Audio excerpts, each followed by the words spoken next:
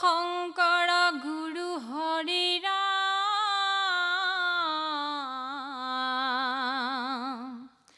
ৰাম ৰাম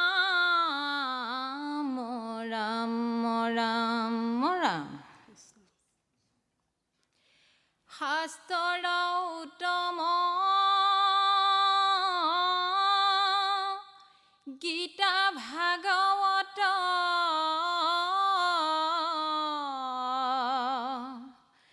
ধৰ্মৰ উত্তম নাম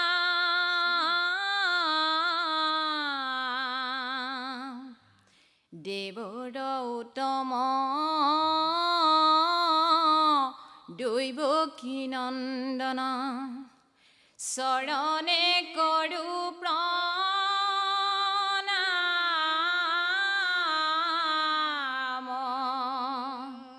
ৰাম চৰণে কৰো প্ৰণাম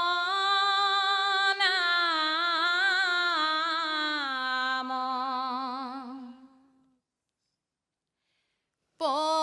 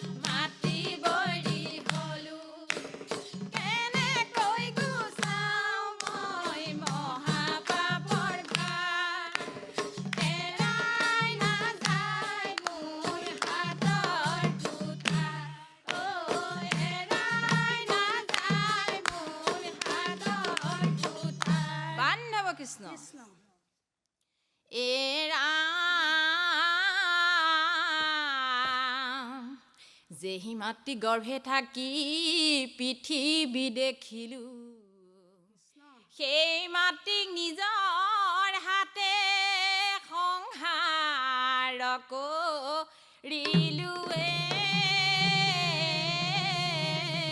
ৰাম জয় মা ৰেণু বুলি নমস্কাৰ কৰি কাটিলো মাতৃৰ শিৰ হাতে কুঠাৰ ধৰিয়ে ৰাম ৰাম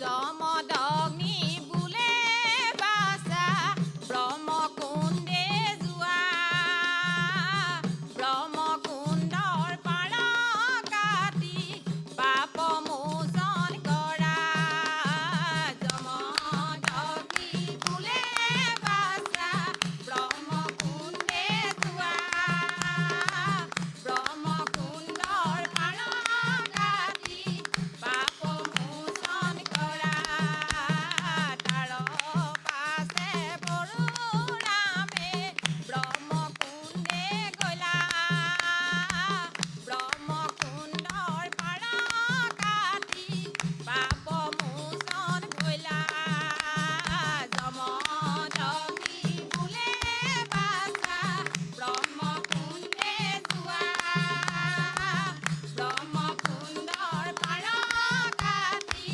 পাপ মোচন কৰা কল কল কৰিবলে ব্ৰহ্মপুত্ৰ নদী তাৰ পাছে মুক্ত ভৈলা পৰশুৰাম হৰি জমদগ্নি বোলে বাছা ব্ৰহ্মকুণ্ডে যোৱা ব্ৰহ্মকুণ্ডৰ পাৰ কাটি পাপ মোচন কৰা ৰাম জয় হৰে কিয়ে জয় জয় হৰি গোপাল গোবিন্দ ৰাম হৰি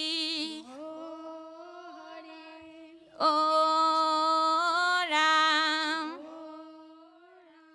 নামৰ সৰ্ব অপৰাধ মৰ্ষণ কৰিব ধন্যবাদ। শিৱসাগৰ কোন জেগাৰ আপোনালোকে? শিৱসাগৰ বৰ্ডিং ৰোড হা বৰ্ডিং ৰোড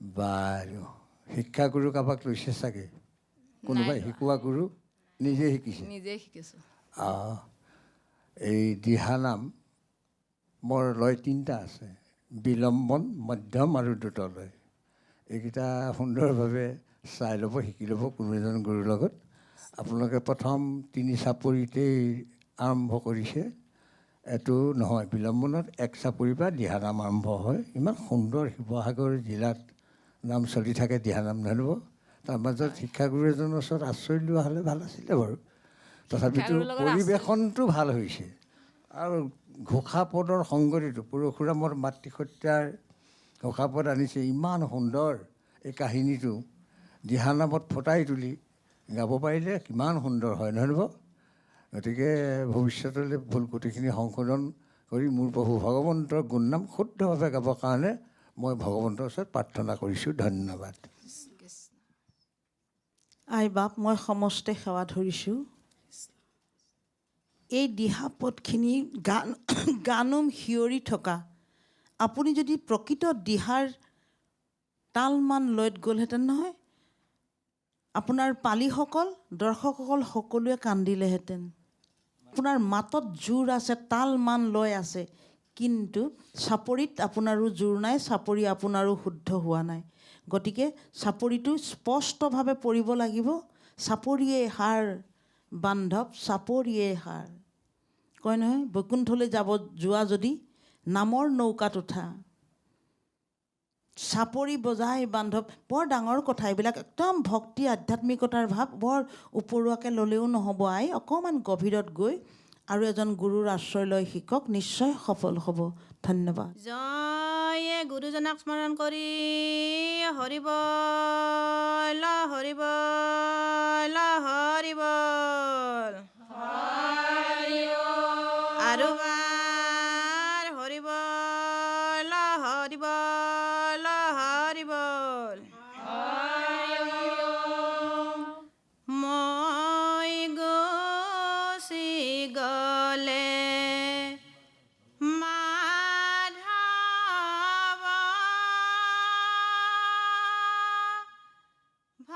ভকতক বুজাবা ভকতক শিকাবা বৈকুণ্ঠত হৰিৰে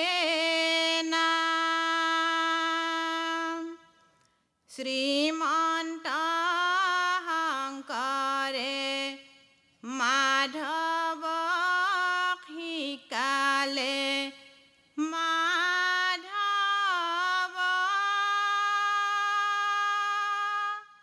নেৰিবা নেৰিবা নেৰিবা নেৰিবা নেৰিবা হৰিৰে নাম মই গুচি গ'লে মাধৱ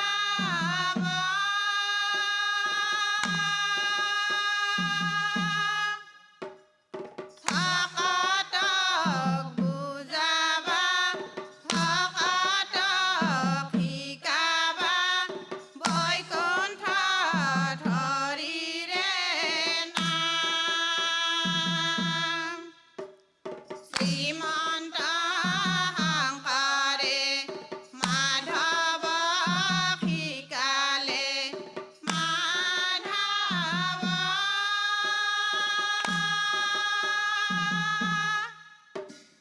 নেৰিবা নেৰিবা নেৰিবা নেৰিবা নেৰিবা হৰিৰে নাম মিনতি বচন বলহৰ বজন মাধৱ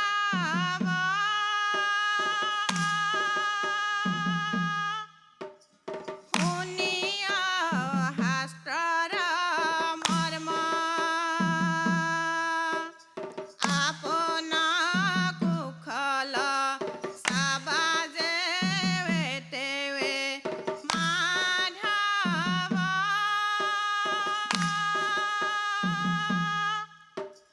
নেৰিবা সাজুগ ধৰ্ম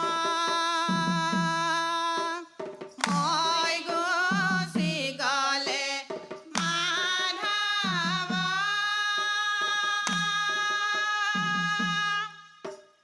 ভকতক বুজাবা ভকতক শিকাবা বৈকুণ্ঠত হৰিৰে নাম শ্ৰীমন্ত শংকৰে মাধৱক শিকালে মাধৱ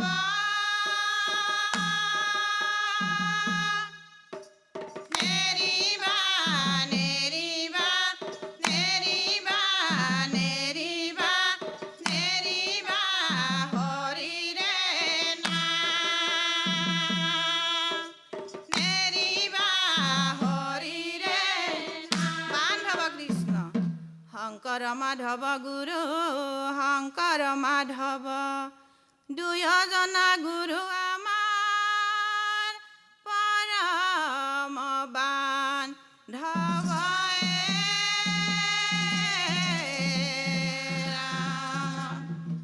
শংকৰ মাধৱ গুৰু শংকৰ মাধৱ দুয়োজনা গুৰু আমাৰ পৰম বান্ধৱ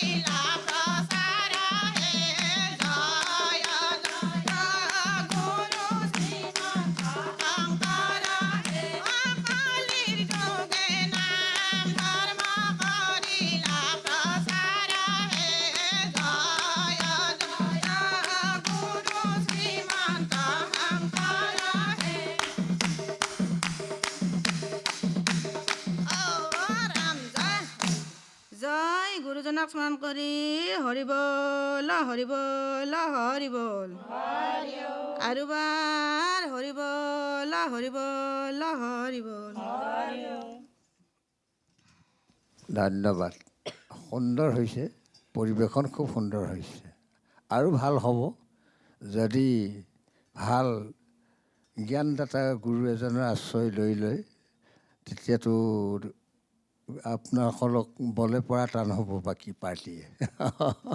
কাৰণ এই বীৰ আছে, তাৰমানে শক্তি প্ৰয়োগ হৈছে যথেষ্ট। মাত সুন্দৰ, এক মিলিছে একদম সকলোৱে মাতৰ। খালি প্ৰথম বিলম্বন লয়টো অনা হ'লে ভাল আছিলে। আৰু পদৰ বিসংগতি ঘটিছে, ঘোষা পদৰ।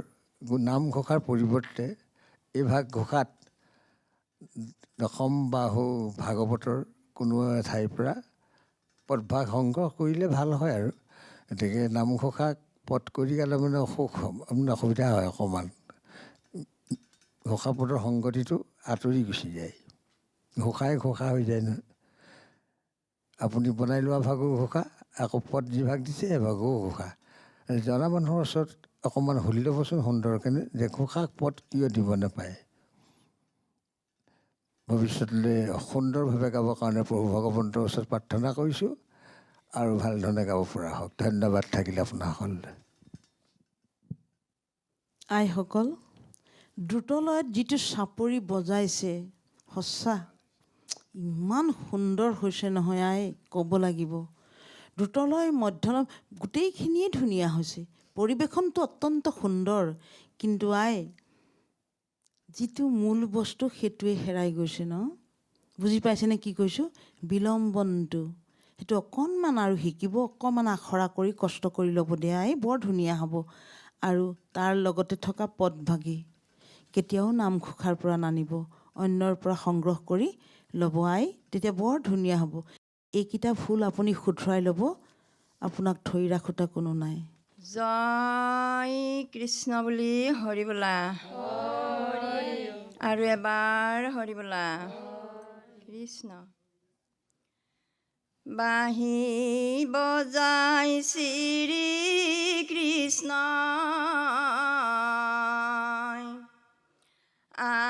আনন্দিত মন, অ বাঁহীৰ সুৰে গোপীগণ মাতে ঘনে ঘন, অ বাঁহী বজাই শ্ৰী কৃষ্ণ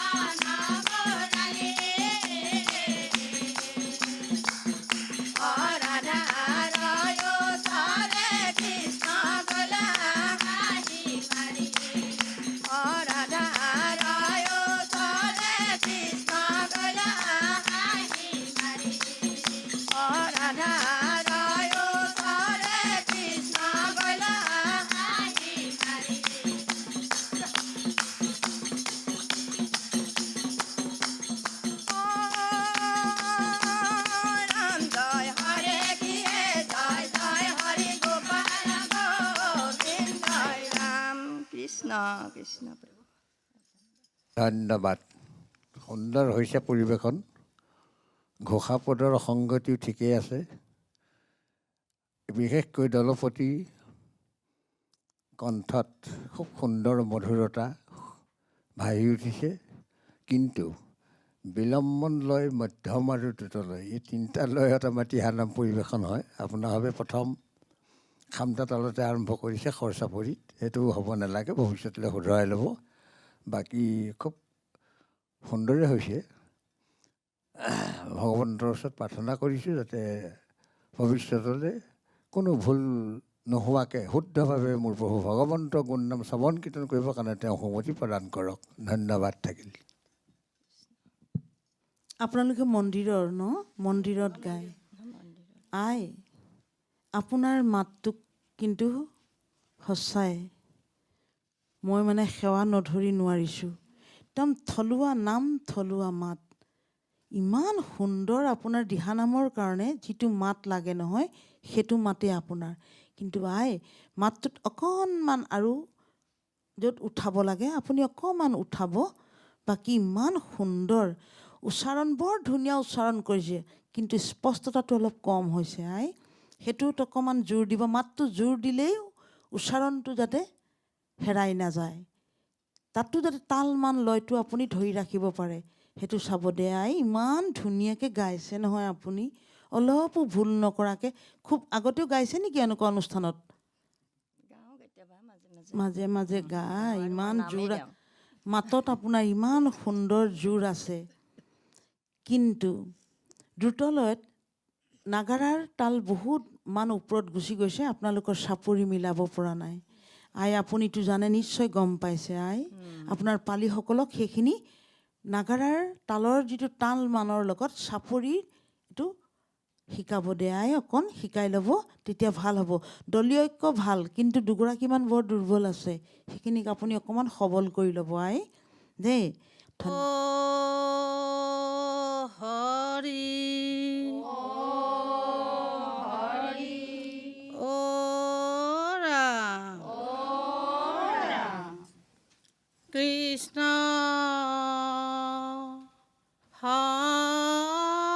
শংকৰ গুৰু হৰি ৰাম ৰাম ৰাম হে ৰাম জন্ম লৈলা কৃষ্ণ তুমি কংসৰ কাৰাগাৰে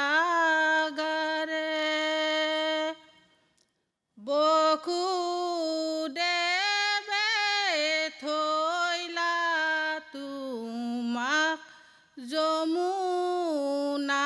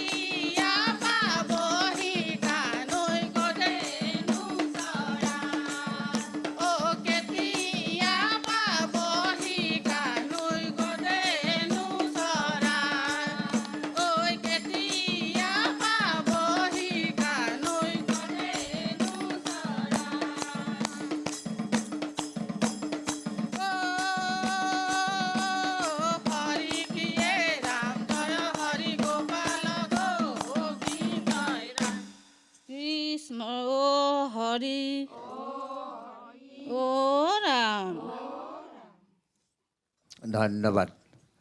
খুব ভাল লাগিছে। ভগৱন্তৰ গুণ নাম শুনিলেই থাকিবলৈ মন যায়, কিন্তু এতিয়া হ'ব কি, সময়ৰ অভাৱ। আমাৰ 7 মিনিটৰ ভিতৰত এভাগ নাম শেষ কৰিব লাগে, নহয় নো? আৰু দীঘলকৈ শুনিবলৈ মন যায় কৃষ্ণৰ গুণলীলা। আপোনালোকৰ নিয়মাৱলী মতে দিহানামৰ যিটো প্ৰণালী, সেই প্ৰণালীটোত বাৰু অহা নাই অহা যদি পৰিৱেশনটো ভাল হৈছে, ঘোষা পদৰ সংগতিটো ঠিকে আছে। অলপ দিহানামৰ প্ৰণালীটো কোনো এজন গুৰু আশ্ৰয় লৈ প্ৰশিক্ষণটো লৈ ল'ব। 3টা লয়ত আমাৰ দিহানাম পৰিৱেশন হয়, বিলম্বন, মধ্যম আৰু দ্ৰুতলয়। সেইকেইটা অকণমান শুধৰাই ল'ব। প্ৰভু ভগৱন্তৰ গুণনাম শুদ্ধভাৱে শ্ৰৱণ কীৰ্তন কৰিবৰ কাৰণে তেওঁ আপোনাসৱক সকলোটিকে সন্মতি প্ৰদান কৰক। ধন্যবাদ। আইসকল, বিলম্বনটো আনিবলৈ খুব চেষ্টা কৰিছিলে নহ'ল। আই এতালতেই থাকিলে, 2টা মাত্ৰা নগ'ল, 3টা মাত্ৰা লাগে নহয়। এটা মাত্ৰাতে 1.5 নহ'ল সম্পূৰ্ণ, তাতেই আপোনালোকে চাপৰি বজাইছে। সেইটো আৰু অকণমান শিকিব দেই, বিলম্বনটো ভালকৈ। বাকী বৰ ধুনীয়া হ'ব, অকণমান চেষ্টা কৰিব দে আই, ভাল হ'ব।